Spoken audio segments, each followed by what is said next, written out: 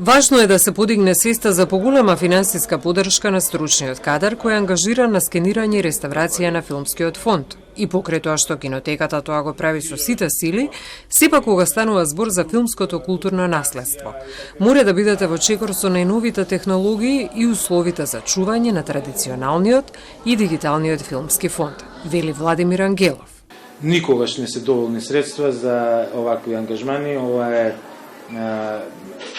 Ова е една нашата институција, кинотеката, генерално сите кинотеки се институции кои што оперираат со многу скапи средства. Тука е пред се вклучена многу скапа техника и која што релативно брзо застарува. Знаете, и вие работите во телевизија, ова се технологија која што после 2, 3, 5 години доаѓа нови генерации. Во моментов се привршува дигиталната реставрација на филмот Мементо на Димитрije Османли. Веројатно тоа ќе биде првата целосна реставрација на македонски долгометражен филм во Македонија.